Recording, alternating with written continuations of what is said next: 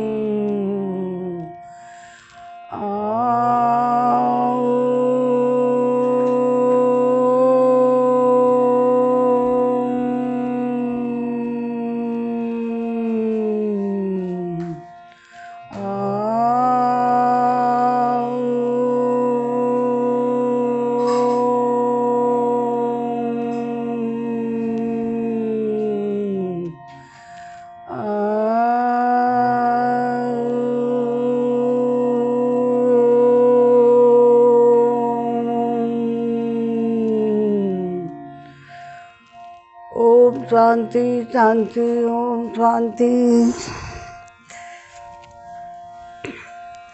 श्रीमन नारायण नारायण नारायण भजमन नारायण नारायण नारायण। गोविंद मेरो है गोपाल मेरो है, श्री बांके बिहारी नंद लाल मेरो है। बांके बिहारी जय हो तुम्हारी, जय हो तुम्हारी, जय हो तुम्हारी। हरे रामा राम राम हरे हरे, हरे कृष्ण कृष्ण कृष्ण हरे हरे, हरे राम राम राम हरे हरे। लेंगे खबरिया रे, राम जी के चरणन में मन हो जा दीवाना रे, राम जी के चरणन में। आज हम 61वां सर्ग पढ़ेंगे। विश्वामित्र की पुष्कर तीर्थ में तपस्या तथा राज ऋषि अम्बरीश का ऋषिक के साथ मध्यम पुत्र सुनहेत शेफ को यज्ञ पशु बनाने के लिए खरीद कर लाना। अब आगे सुनो। विश्वामित्रो महातेजा प्रस्थितान वीक्षे तान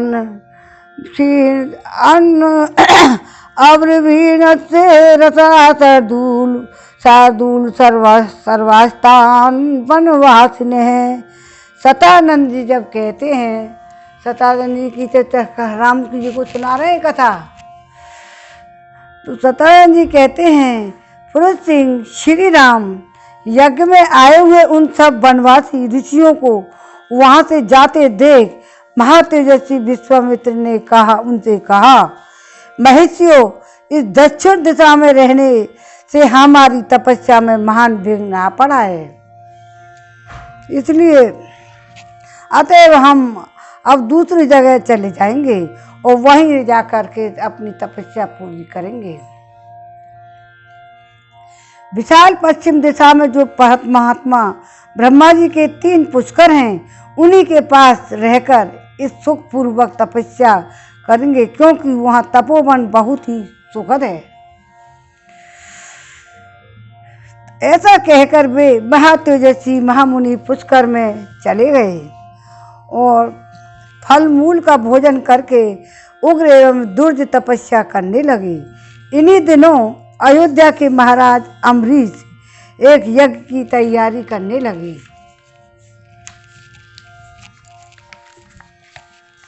जब वे यज्ञ में लगे हुए थे, उस समय इंद्र ने उनके यज्ञ पशु को चुरा लिया।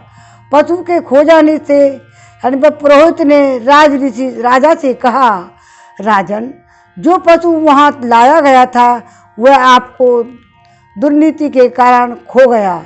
नरेश्वर, जो राजा यज्ञ पशु की रक्षा नहीं करता उसे अनेक प्रकार के दोष नष्ट कर डालते हैं।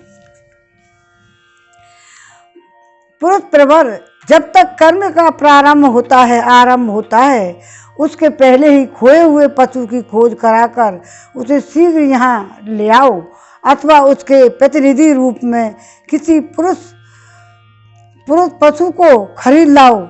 यही इस पाप का महान प्रायश्चित है। पुरोहित की यह बात सुनकर महाबुद्धिमान पुरुष श्रेष्ठ राजा अम्बरीश ने हजारों गौओं के मूल्य पर खरीदने के लिए एक पुरुष का अन्वेषण किया। तात रघुनंदन विभिन्न देशों, जनपदों, नगरों, वनों तथा पवित्र आश्रमों में खोज करते हुए राजा अम्बरीश ब्रह्मतुंग पर्वत पर पहुंचे। वहाँ उन्होंने पत्नी और पुत्रों के साथ बैठे हुए ऋषिक मुनि का दर्शन किया। अमित कांतिवान एवं महातेजस्वी राज ऋषि अम्बरीश ने तपस्या से उद्दीप्त होने वाले महर्षि ऋषिक को उन्होंने प्रणाम किया और उन्हें प्रसन्न करके कहा। पहले तो उन्होंने ऋषिक मुनि से उनकी सभी वस्तुओं के विषय में कुशल समाचार पूछा और उसके बाद इस प्रकार कहा। महाभाग भृगुनंदन भृगु ऋषि के पुत्र थे। ये दूसरी मुनि में ऋषि। महाभाग भृगुनंदन, यदि आप एक बार लाख गौएं लेकर अपने एक पुत्र को पशु कराने के लिए बेचे तो मैं कृतकृत्य हो जाऊंगा। मैं सारे देशों में घूम आया, परंतु कहीं भी यज्ञोपयोगी पशु नहीं पा सका। अतः आप उचित मूल्य लेकर यहाँ मुझे अपना एक पुत्र दे दीजिए। उनका ऐसे कहने पर महातेजस्वी ऋषि बोले, नरश्रेष्ठ, मैं अपने ज्येष्ठ पुत्र को तो किसी तरह नहीं बेचूंगा। ऋषिक मुनि की बात सुनकर उन महात्मा पुत्रों की माता ने पुरुष सिंह अम्बरीश से इस प्रकार कहा। अविक्रम सुतम ज्येष्ठम भगवान भागर्व है ममापि दयातम विद्धि कनिष्ठम सुनकम प्रभो तस्मात् कनियसम पुत्रम न दास्ये तव पार्थिव। प्रभो, भगवान भार्गव कहते हैं कि ज्येष्ठ पुत्र कदापि बेचने योग्य नहीं है, परंतु आपको मालूम होना चाहिए कि जो में सबसे छोटा पुत्र सुनुक है वह मुझे भी बहुत ही प्रिय है। अतः पृथ्वीनाथ, मैं अपना छोटा पुत्र आपको कदापि नहीं दूंगी। बड़े पुत्र को तो आप नहीं दे रहे, छोटे में नहीं दूंगी। तो नरश्रेष्ठ प्राय जेठे पुत्र पिताओं को प्रिय होते हैं और छोटे पुत्र माताओं को।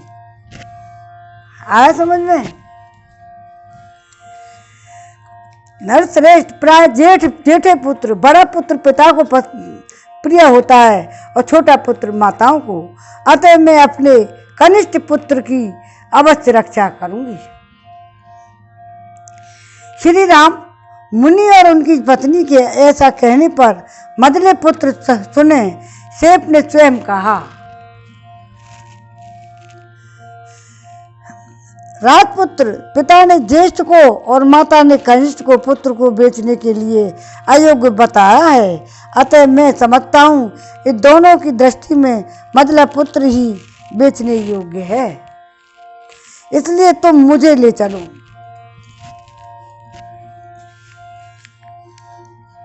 महाबाहु रघुनंदन, ब्रह्मवादी मदरे पुत्र के ऐसा कहने पर राजा अम्बरीश बड़े प्रसन्न हुए और 1 करोड़ स्वर्ण मुद्राएं रत्नों के ढेर लगा तथा 1 लाख गौओं के बदले सुने शेष को लेकर वे अपने घर की ओर चल दिए। महायशस्वी राजऋषि अम्बरीश सुने शेष को रथ पर बिठाकर बड़ी उतावली के साथ तीव्र गति से चल दिए। 61 में सर्ग में विराम हो गया है। हरे कृष्णा कृष्णा कृष्णा हरे हरे, हरे राम राम राम हरे हरे।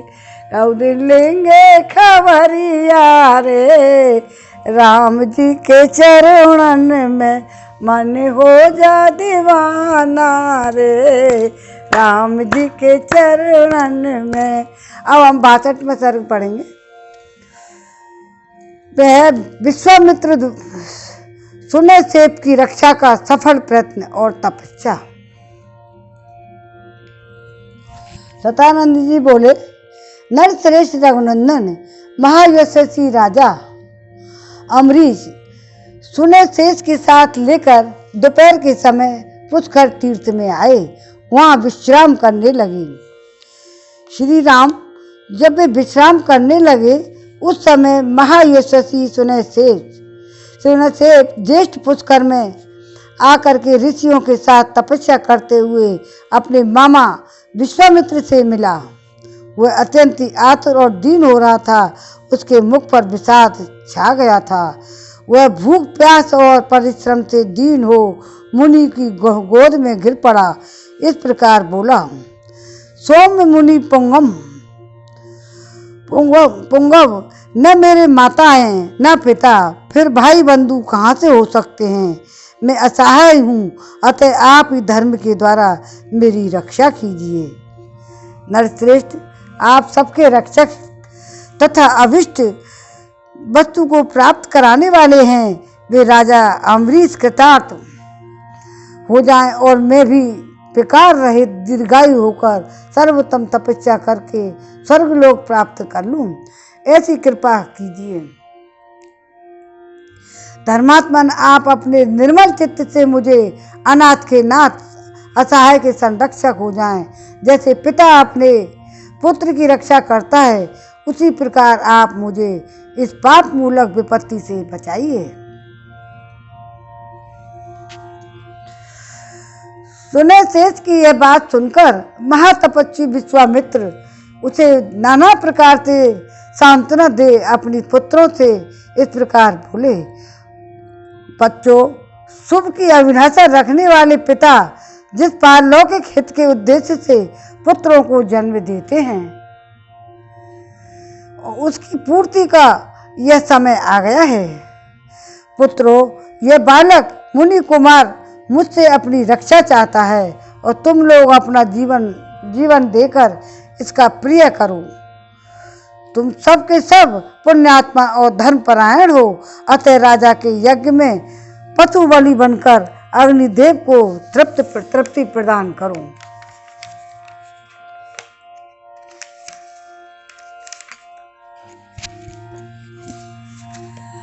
इससे सुने से सनात होगा और राजा का यज्ञ भी बिना किसी विघ्न की बाधा के पूर्ण हो जाएगा। देवता भी तृप्त होंगे और तुम्हारे द्वारा मेरी आज्ञा का पालन भी हो जाएगा। नरश्रेष्ठ विश्वामित्र मुनि का यह वचन सुनकर उनके मधुछंद आदि पुत्र अभिमान और अवहेलना पूर्वक इस प्रकार बोले, प्रभु, आप अपने बहुत से पुत्रों को त्याग कर दूसरे के एक पुत्र की रक्षा कैसे करते हैं। जैसे पवित्र भोजन में कुत्ते का मांस पड़ जाए और वह आग्राही हो जाता है, उसी प्रकार जहाँ अपने पुत्रों की रक्षा आवश्यक हो, वहाँ दूसरे के पुत्र की रक्षा के कार्य को हम अकर्तव्य की कोट में ही देखते हैं। उन पुत्रों का यह वचन सुनकर मुनिवर विश्वामित्र नेत्र क्रोध से लाल हो गए कि वे इस प्रकार कहने लगे, न साध्यम स्वमिदं प्रोक्तम धर्मादपि भ्रार्यत्यम अतिकर्म्य तु महद्वाक्यम दारुणम रोमहर्षणम स्वयमासं भोजनं सर्वे वासिष्ठा एव जातिषु पूर्णं वर्तसहस्रं तु पृथिव्या मनुवत्सते अरे तुम लोगों ने तो निर्भय होकर ऐसी बात कही है मुझसे, जो धर्म से रहित एवं निंदित है। मेरी आज्ञा का उल्लंघन करके जो यह दारुण रोमांचकारी बात तुमने मुंह से निकाली है, वो अपराध के कारण तुम सब लोग भी वशिष्ठ के पुत्रों की भांति कुत्ते का मांस खाने वाले मुष्टक आदि जातियों में जन्म लेकर पूरे 1000 वर्षों तक इस पृथ्वी पर पड़े रहेंगे। इस प्रकार अपने पुत्रों को साथ देकर मुनिवर विश्वामित्र ने उस समय शोकार्त पुनः सेब की निर्विघ्न रक्षा करके उससे इस प्रकार कहा, मुनि कुमार अम्बरीश के इस यज्ञ में जब तुम्हें कुछ आदि के पवित्र पापों से बांधकर लाल फूलों की माला और लाल चंदन धारण करा दिया जाए, उस समय तुम विष्णु देवता संबंधी युग के पास जाकर वाणी द्वारा अग्नि की, इंद्र और विष्णु की स्तुति करना और इन दो दिव्य गाथाओं का गान करना। इससे तुम मनोवांछित सिद्धि प्राप्त कर लोगे। अब 2 गाथा कौन सी है सुनो। सुने से पो गई तबाते दई शास्त्री सुसमोहित तरया राज सिंहम तमरीस मुवाच। सुने सेप ने एकाग्रचित्त होकर इन दोनों गाथाओं को ग्रहण किया। राज सिंह अम्बरीश के पास जाकर उनसे शीघ्रता पूर्वक कहा, हे राजेंद्र, परम बुद्धिमान राज सिंह, अब हम दोनों शीघ्र चलें। आप यज्ञ की दीक्षा लें और यज्ञ कार्य के संपन्न करें। ऋषि कुमार का यह वचन सुनकर राजा अम्बरीश आलस्य छोड़ें और हर्ष से उत्फुल्ल हो शीघ्रता पूर्वक यज्ञशाला में चले गए। वहां सदस्य की अनुमति ले राजा अम्बरीश से सुने से कुछ के पवित्र पास से बांधकर उसे पशु की लक्षण से संपन्न कर दिया। पशु की योनि, पशु को चढ़ाते न बलि, ऐसी बना दिया वो।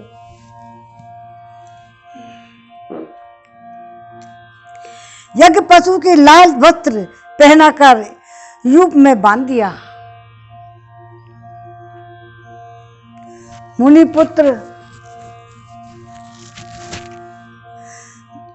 सुनसेप ने उत्तम वाणी द्वारा इंद्र और उपेंद्र इन दोनों देवताओं की यथावत स्तुति की। उस रहस्यभूत स्तुति से संतुष्ट होकर सहस्त्र नेत्रधारी इंद्र बड़े प्रसन्न हुए। उस समय उन्होंने शनुशेष को दीर्घायु प्रदान की। नरश्रेष्ठ श्री राम राजा अम्बरीश ने भी देवराज इंद्र की कृपा से उस युग का बहुगुण संपन्न उत्तम फल प्राप्त किया। प्रवर इसके बाद महातेजस्वी धर्मात्मा विश्वामित्र ने भी पुष्कर तीर्थ में पुनः 1000 वर्षों तक तपस्या करी। अब 62 में सर्ग में विराम हो गया।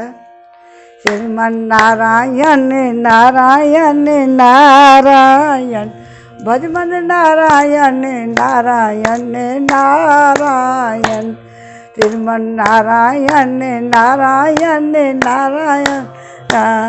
हरे कृष्ण हो हरे मुरारी, हे नाथ नारायण वासुदेवा, श्रीमन नारायण नारायण नारायण। नारायण की महिमा अपरंपार है। अब 63वां सर्ग।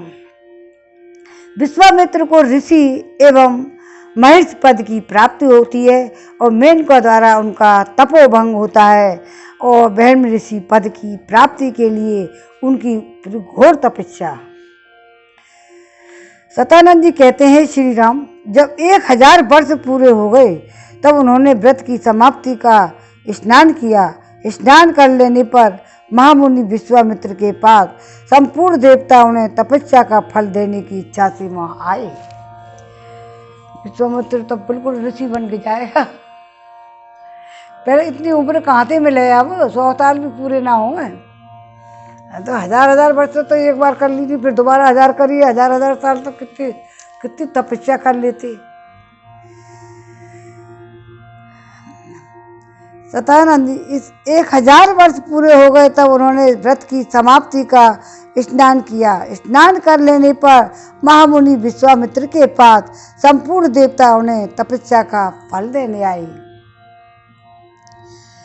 इस समय महातेजस्वी ब्रह्मा जी ने मधुर वाणी में कहा, मुने तुम्हारा कल्याण हो, अब तुम अपने द्वारा उपार्जित शुभ कर्मों के प्रभाव से अब तुम ऋषि हो गए हो।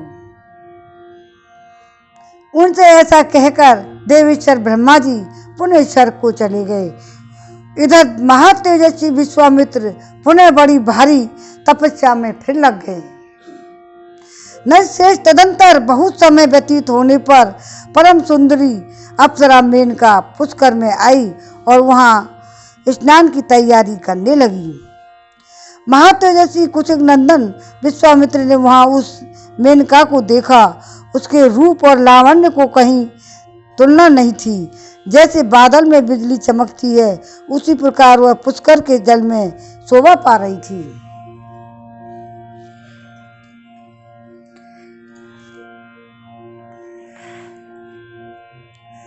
उसे देखकर विश्वामित्र पुनः काम के अधीन हो गए और उससे इस प्रकार बोले, अप्सरा तेरा स्वागत है, तू मेरे इस आश्रम में निवास कर, तेरा भला हो, मैं काम से मोहित हो रहा हूँ, मुझ पर कृपा कर। उनके ऐसा कहने पर सुंदर कटि प्रदेश वाली मेनका वहाँ निवास करने लगी। इस प्रकार तपस्या का बहुत बड़ा विघ्न विश्वामित्र जी के पास स्वयं उपस्थित हो गया। रघुनंदन मेनका को विश्वामित्र जी के उस सौम्य आश्रम पर रहते हुए 10 वर्ष बड़े सुख से बीते। इतना समय बीत जाने पर महामुनि विश्वामित्र की लज्जित से हो गए, चिंता और शोक में डूब गए। रघुनंदन मुनि के मन में रोष पूर्वक यह विचार उत्पन्न हुआ कि यह सब देवताओं की करतूत है। उन्होंने हमारी तपस्या का अपहरण करने के लिए यह महान प्रयास किया है।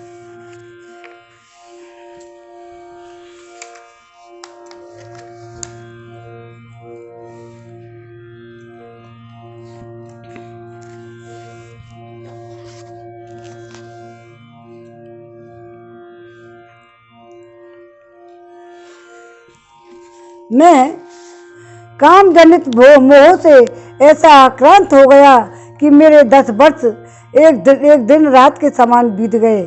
यह मेरी तपस्या में बहुत बड़ा विघ्न उपस्थित हो गया। ऐसा विचार कर मुनिवर विश्वामित्र लंबी सांस खींचते हुए पश्चाताप से दुखित हो गए।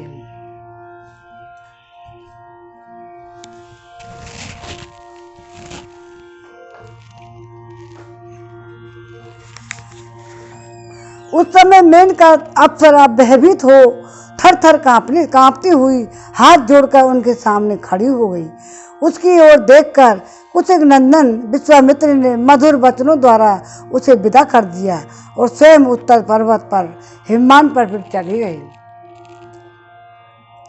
वहां महायशस्वी मुनि ने निश्चयात्मक बुद्धि का आश्रय ले कामदेव को जीतने के लिए कौशिक की तट पर जाकर दुर्जय तपस्या आरंभ की। श्री राम वहां उत्तर पर्वत पर 1000 वर्षों तक घोर तपस्या में लगे हुए विश्वामित्र देवताओं को बड़ा भय हुआ। 1000 वर्ष तक सब देवता और ऋषि परस्पर मिलकर सलाह करने लगे, ये कुशिक नंदन विश्वामित्र महर्षि पद भी प्राप्त करें, यही इनके लिए उत्तम बात होगी। देवताओं की यह बात सुनकर लोक पिता में ब्रह्मा जी तपोधन विश्वामित्र के पास जा मधुर वाणी में बोले, महर्षि तुम्हारा स्वागत है। वत्स कौशिक, मैं तुम्हारी तपस्या से बहुत संतुष्ट हूँ और तुम्हें महत्ता एवं ऋषियों में श्रेष्ठता प्रदान करता हूँ। ब्रह्मा जी का यह वचन सुनकर तपोधन विश्वामित्र हाथ जोड़कर हाथ जोड़कर प्रणाम करके उनसे बोले, भगवान, यदि अपने द्वारा उपार्जित शुभ कर्मों के फल से मुझे आप ब्रह्मऋषि का अनुपम पद प्रदान कर सके तो मैं अपने को जितेंद्रिय समझूंगा। ब्रह्मऋषि का हाँ। तब ब्रह्मा जी ने उनसे कहा, मुनि श्रेष्ठ, अभी तुम जितेंद्रिय नहीं हुए हो, इसके लिए प्रयत्न करो। ऐसा कहकर वे स्वर्गलोक को चले गए। देवताओं के चले जाने पर महामुनि विश्वामित्र पुनः फिर तपस्या में आरंभ हो गए। ठान लेता है ना, फिर कभी किसी पीछे नहीं रहता, करके छोड़ता है आदमी। जो काम तुमका हाथ डाल दिया तो करके ही छोड़ देती है। ये ऐसे इनका यही सीख मिलती है, जो भी काम में हाथ डालो पूरा करके चलो। देवताओं के चले जाने पर महामुनि विश्वामित्र पुनः घोर तपस्या आरंभ की। वे दोनों भुजाएं ऊपर उठाए बिना किसी आधार के खड़े होकर केवल वायु पीकर रहते हुए उसमें संलग्न हो गए। गर्मी के दिनों में पंचाग्नि का सेवन करते और वर्षा काल में खुले आकाश के नीचे रहते और जाड़े के समय रात दिन पानी में खड़े रहते। इतनी घोर तपस्या, इस प्रकार तपोधन 1000 वर्षों तक घोर तपस्या की। महामुनि विश्वामित्र के इस प्रकार तपस्या करते तब देवताओं और इंद्र में मन में बड़ा भारी संताप हुआ। समस्त मरुदगणों सहित इंद्र ने उस समय रंभा अप्सराओं में ऐसी बात कही जो अपने लिए हितकर और विश्वामित्र के लिए अहितकर थी। ये तो इंद्र तो उनको कह, मेरा राज नहीं चला जाए, उसे तो जो डर लगता है देवताओं का। तो अब 63वां सर्ग पूरा हो गया। 64वां सर्ग, विश्वामित्र का रंभा को साथ देकर पुनः घोर तपस्या के लिए दीक्षा देना। इंद्र बोले, रंभे, देवताओं का एक बहुत बड़ा कार्य उपस्थित हुआ है, इसे तुम्हें ही पूरा करना है। तू महर्षि विश्वामित्र को इस प्रकार लुभा जिससे वह काम और मोह के वशीभूत हो जाएं।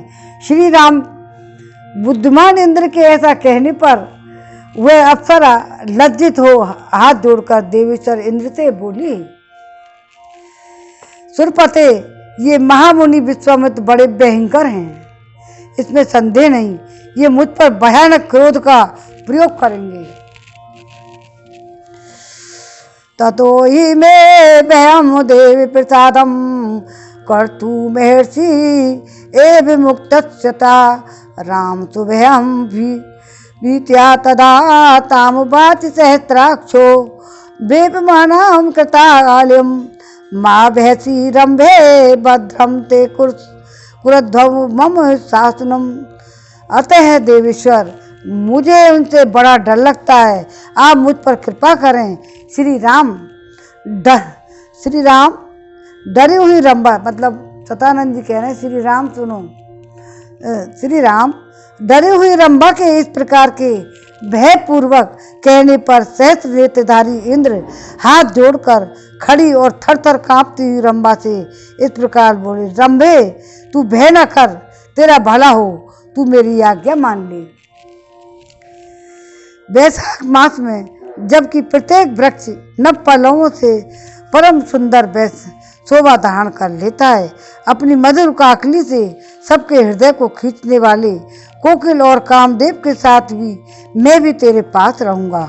भद्रे, तू अपने परम कांतिमान रूप को हाव भाव आदि विविध गुणों से संपन्न करके उसके द्वारा विश्वामित्र मुनि की तपस्या से विचलित कर दे। देवराज का यह वचन सुनकर उस मधुर मुस्कान वाली सुंदरी अप्सरा ने परम उत्तम रूप बनाकर विश्वामित्र को लुभाना आरंभ किया। विश्वामित्र ने मीठी बोलने वाले कोकिल की मधुर काकली सुनी तो उन्होंने प्रसन्न चित्त होकर जब उस ओर दृष्टिपात किया, उस समय रंभा खड़ी दिखाई दी। कलरव रंभा के अनुपम गीत और अप्रत्याशित दर्शन से मुनि के मन में संदेह हो गया। देवराज का यह सारा कुचक्र उनकी समझ में आ गया। फिर तो वो मुनिवर विश्वामित्र ने क्रोध में भरकर रंभा को शाप देते हुए कहा, दुर्भागे रंभे, मैं काम और क्रोध पर विजय पाना चाहता हूँ, तू आकर मुझे लुभाती है, अतः इस अपराध के कारण तू 10,000 वर्षों तक पत्थर की प्रतिमा बनकर खड़ी रहेगी। रंभे, शाप का समय पूरा हो जाने के बाद एक महान तेजस्वी तपोबल संपन्न ब्राह्मण ब्रह्मा जी के पुत्र वशिष्ठ मेरे क्रोध से कलुषित तेरा उद्धार करेंगे। वशिष्ठ ही उद्धार करेंगे। ऐसा कहकर महातेजस्वी महामुनि विश्वामित्र ने अपना क्रोध न रोक सकने के कारण मन ही मन संतप्त हो उठे।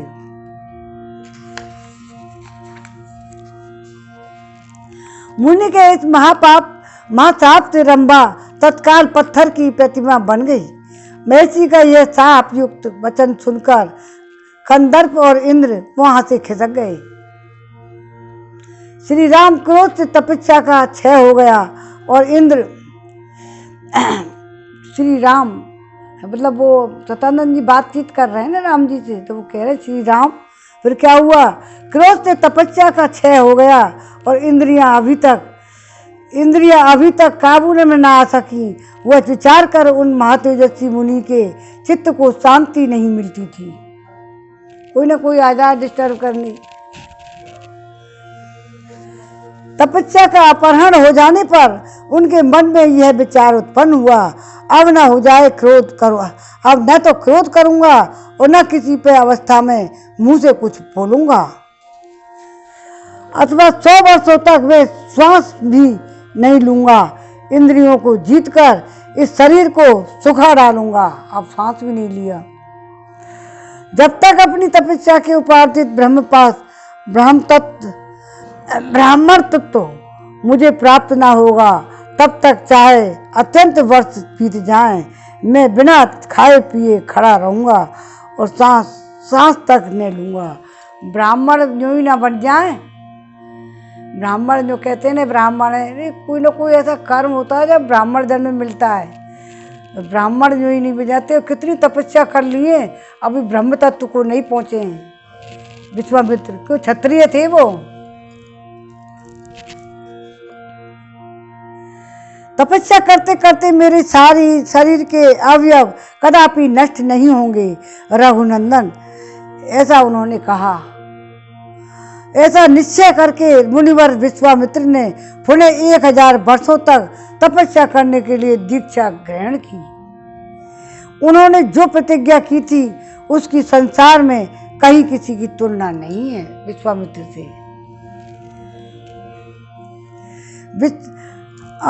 64वां सर विराम हो गया। दोबारा श्रीमन नारायण नारायण नारायण भजमन नारायण नारायण नारायण।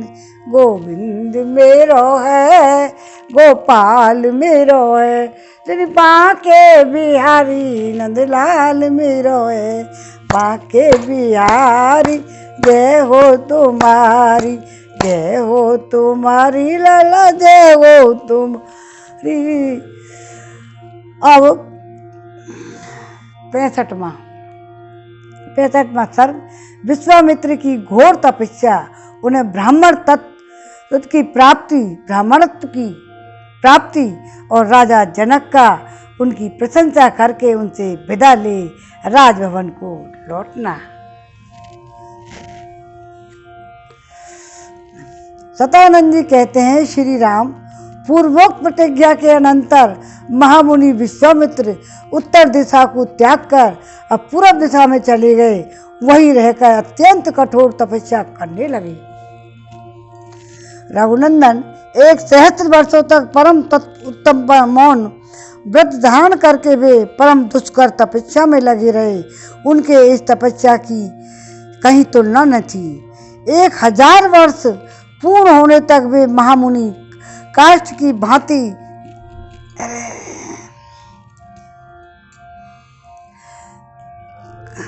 काष्ठ की भांति निश्चेष्ट बने रहे।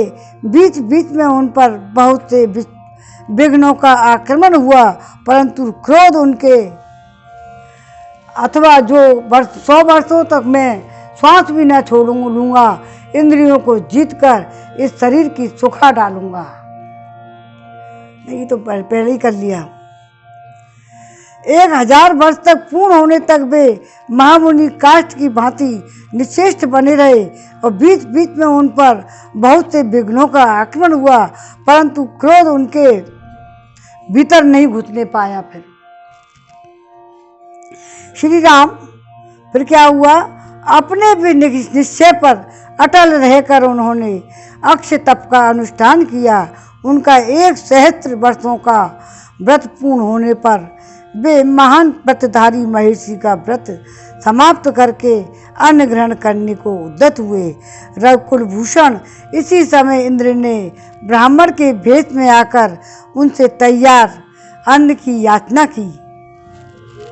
जब अन्न ग्रहण करने लगे तो अन्न मांगने आ गया इंद्र। तब उन्होंने यह सारा तैयार किया हुआ भोजन उस ब्राह्मण को देने का निश्चय करके दे डाला। उस अन्न में से कुछ भी शेष नहीं बचा, इसलिए वे महातपस्वी भगवान विश्वामित्र बिना खाए पिए ही रह गए। फिर भी उन्होंने उस ब्राह्मण से कुछ कहा नहीं और अपने मौन व्रत का यथार्थ रूप से पालन किया। इसके बाद पुनः पहले की ही भांति श्वासोच्छ्वास से रहित मौन व्रत का अनुष्ठान आरंभ किया। क्रोध नहीं किया। पूरे 1000 वर्षों तक पुनः उन्हें मुनि श्रेष्ठ ने सांस तक नहीं ली और इस तरह सांस न लेने के कारण उनके मस्तक से धुआं उठने लगा। उससे तीनों लोगों के प्राणी घबरा उठे और सभी सांस संतप्त से होने लगे। तो उस समय देवता, ऋषि, गंधर्व, नाग, सर्प, राक्षस मुनि की तपस्या से मोहित हो गए। उनके तेज से सबकी कांति फीकी पड़ गई।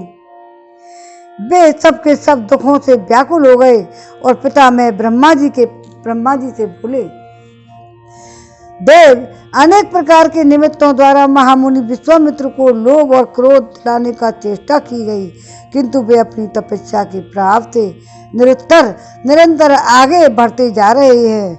अब हमें उनके कोई छोटा सा भी दोष नहीं दिखाई देता। यदि इन्हें इनकी मनचाही वस्तु नहीं दी गई तो ये अपनी तपस्या से चराचर प्राणियों को सबको समाप्त कर देंगे, प्राणियों सहित तीनों लोकों को नाश कर डालेंगे। इस समय सारी दिशाएं धूम से आच्छादित हो गई हैं, कहीं कुछ भी सूझता नहीं है। समुद्र क्षुब्ध हो उठे हैं मारे और सारे पर्वत पद विदीर्ण हो उठे हैं। पहले धरती डगमग हो रही है और प्रचंड आंधी चलने लगी है। इतनी घोर तपस्या, मौन धारण करके, खाया भी नहीं कुछ। ब्राह्मण, हमें इस उपद्रव के निवारण का कोई उपाय नहीं समझ में आता है। सब लोग नास्तिक की भांति कर्मानुष्ठान से शून्य हो रहे हैं। तीनों लोकों के प्राणियों का मन क्षुब्ध हो गया।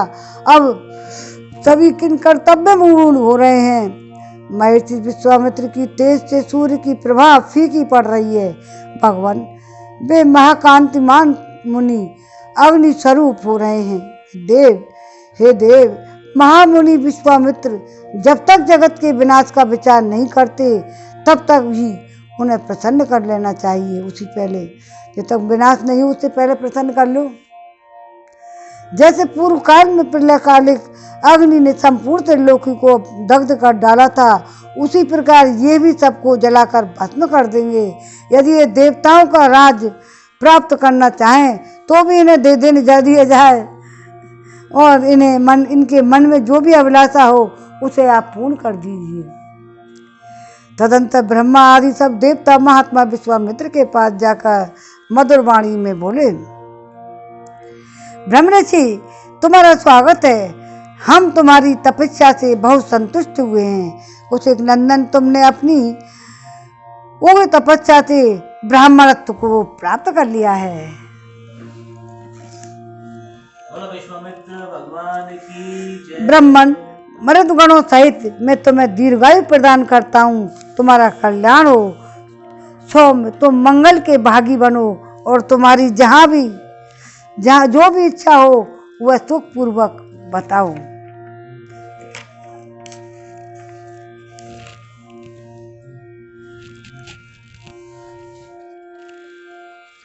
पितामह ब्रह्मा जी का यह बात सुनकर महामुनि विश्वामित्र ने अत्यंत प्रसन्न होकर संपूर्ण देवताओं को प्रणाम किया और कहा, देवगण, यदि मुझे आपकी कृपा से ब्राह्मणत्व की मिल गया और दीर्घ आयु की प्राप्ति हो गई, ओमकार षटस्कार का चारों वेद स्वयं आकर मेरा वर्ण करें। इसके सिवा में जो क्षत्रिय वेद, धनुर्वेद आदि तथा ब्रह्म वेद आदि चारों वेद के ज्ञाताओं में भी सबसे श्रेष्ठ हैं, वे ब्रह्मपुत्र वशिष्ठ स्वयं आकर मुझे ऐसा कहें, तुम ब्राह्मण हो गए हो। यदि ऐसा हो जाए तो मैं समझूंगा कि मेरा उत्तम मनोरथ पूर्ण हो गया। उस अवस्था में आप सभी श्रेष्ठ देवगण यहाँ से जा सकते हैं। अभी वशिष्ठ ऋषि से जब तक नहीं मिलेगा ना कि हाँ ये ब्राह्मण हो गए, तब तक है नहीं मानेंगे। ब्राह्मण उनको बुलाया है।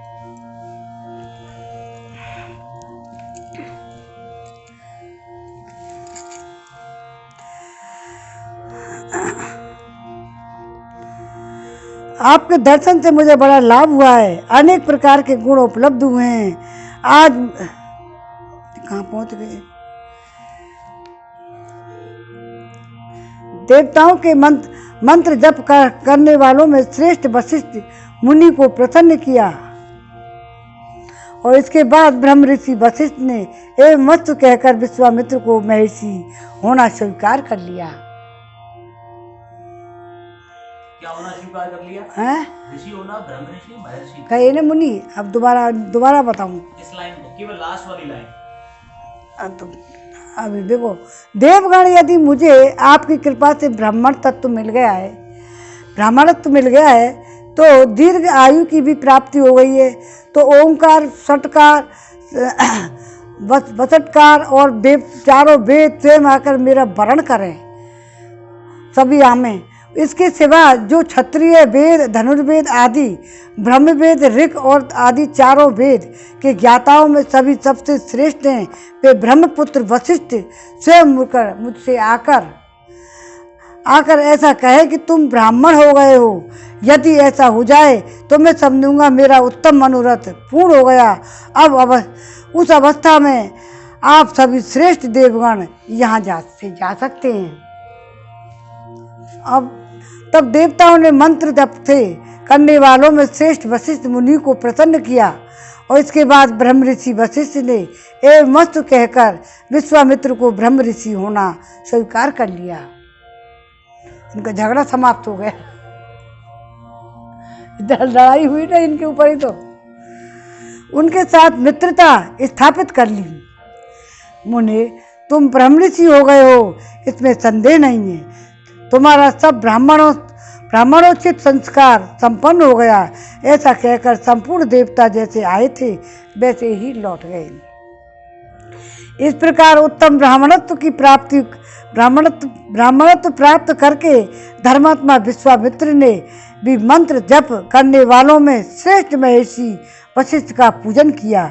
इस तरह अपना मनोरथ सफल करके तपस्या में लगे रहकर ही संपूर्ण पृथ्वी पर विचरने लगे। श्री राम, इस प्रकार कठोर तपस्या करके इन महात्मा ने ब्राह्मणत्व को प्राप्त किया जिनके साथ तुम आए हो। रघुनंदन, ये विश्वामित्र जी समस्त मुनियों में श्रेष्ठ हैं। ये तपस्या के मूर्तिवान स्वरूप हैं, उत्तम धर्मों के साक्षात विग्रह हैं और पराक्रम से परम निधि हैं। तपस्या इनने करी है सबसे ज़्यादा, और ब्राह्मण बन के रहे ब्रह्म ऋषि। तो क्यों पैदा तो हुए नहीं, संस्कार तो वैसे है नहीं थे क्षत्रियों के। सबसे पहले ब्रह्मा जी इनको राज ऋषि की उपाधि दी थी, संतुष्ट नहीं हुए। फिर उन्होंने महर्षि की उपाधि मिली, संतुष्ट नहीं हुए। ब्रह्म ऋषि बनने के बाद महर्षि वशिष्ठ फिर भी ना बनी वे, फिर जितेंद्रिय कह दी, फिर भी जब जितेंद्रिय फिर तभी तुम ब्राह्मणत्व को प्राप्त नहीं हुए। काम से विजय प्राप्त की, क्रोध से कितनी हजार है गई, 5-6 हजार तो यही है गई। अभी और अभी तपस्या में लग रहे हैं। ऐसा कहकर महादेव जी विप्रवर सतानंद जी चुप हो गए। सतानंद जी के मुख से यह कथा सुनकर महाराज जनक ने श्री राम और लक्ष्मण के समीप विश्वामित्र जी से हाथ जोड़कर कहा, धन्योत्मनो हि गृहोते अस्मै यस्य से पुण्य पुंगव यज्ञम काकुस्तते सहितम प्राप्तवान से कौशिक पावितो हम त्वा ब्रह्मन दर्शनेर महामुनि। हम गए मुनि प्रवर कौशिक, आप ककुत्सत कुलनंदन श्री राम और लक्ष्मण के साथ मेरे यज्ञ में पधारे हैं, इससे मैं बड़ा धन्य हो गया। आपने मेरे ऊपर बड़ी कृपा की है। राजा जनक ने कहा, महामुनि ब्राह्मण, आपने दर्शन देकर मुझे पवित्र कर दिया।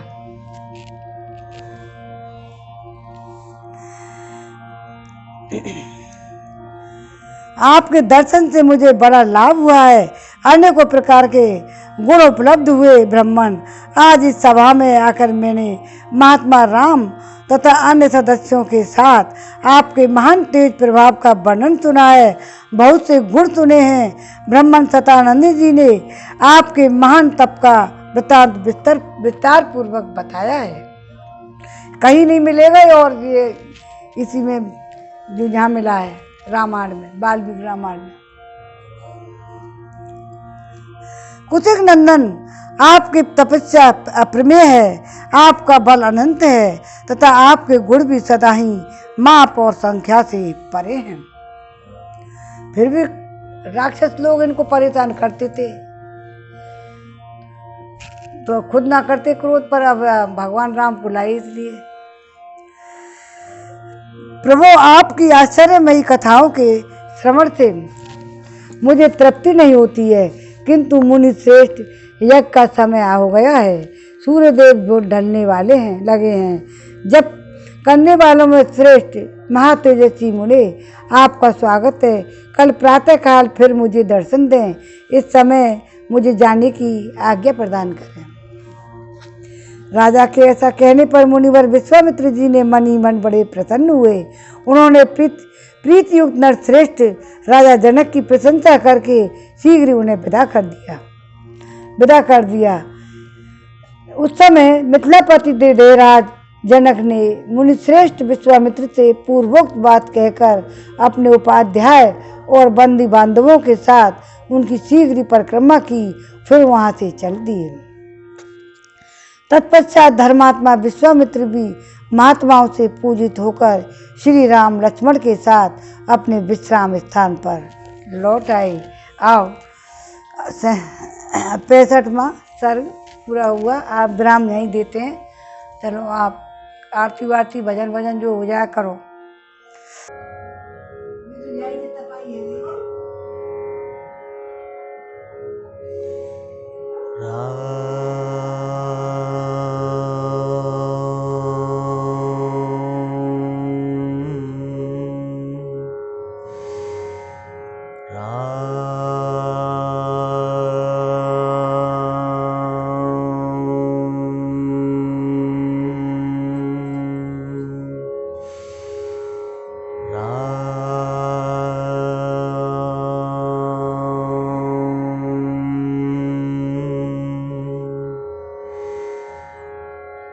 मेरी चौखट पे चल के आज चारों धाम आए हैं। बजाओ ढोल स्वागत में, मेरे घर राम आए हैं। कथा सबरी की जैसे जुड़ गई मेरी कहानी से। न रोको आज धोने दो चरण आँखों के पानी से। बहुत खुश हैं मेरे आंसू कि प्रभु के काम आए हैं। बजाओ ढोल स्वागत में, मेरे घर राम आए हैं। मेरी चौखट पे चल के आज चारों धाम आए हैं।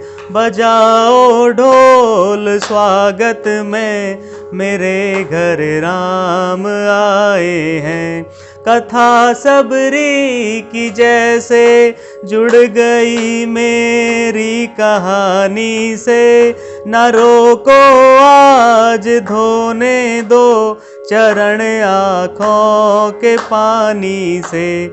बहुत खुश हैं मेरे आंसू कि प्रभु के काम आए हैं। बजाओ ढोल स्वागत में, मेरे घर राम आए हैं। मेरी चौखट पे चल के आज चारों धाम आए हैं। बजाओ ढोल स्वागत में, मेरे घर राम आए हैं। कथा सबरी की जैसे जुड़ गई मेरी कहानी से, न रोको आज धोने दो चरण आँखों के पानी से। बहुत खुश हैं मेरे आंसू कि प्रभु के काम आए हैं। बजाओ ढोल स्वागत में, मेरे घर राम आए हैं। मेरे घर राम आए हैं। मेरे घर राम आए हैं। आरती श्री रामायण जी की, कीर्ति कलित ललित सिय फीकी। गावत श्री रामायण जी की, कीर्ति कलित ललित सिय फीकी। गावत ब्रह्मांड मुनि नारद, वाल्मीकि ज्ञानी विशारद। शुक सनिकादि शेष अरु सारद, वरनि पवन सुत कीरतनी की। आरती श्री रामायण जी की, कीर्ति ललित की। संतन गावत शंभु भवानी, असुघट संभव मुनि विज्ञानी। व्यास आदि कवि पुंज बखानी, काक भूषण गरुण के की। आरती श्री रामायण जी की, कीर्ति कलित ललित श्री की। चारों वेद पुराण अष्टदश, चौगुण शास्त्र सब ग्रंथ कोरस। तन मन धन संतन को सर्वस, सारा अंश सम्मत सब ही की। आरती श्री रामायण जी की, कीर्ति कलित ललित सिय की।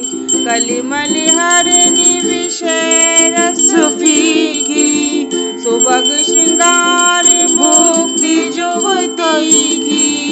हरनि रोग भव भूरि अमी की, तात मात सब विधि तुलसी की।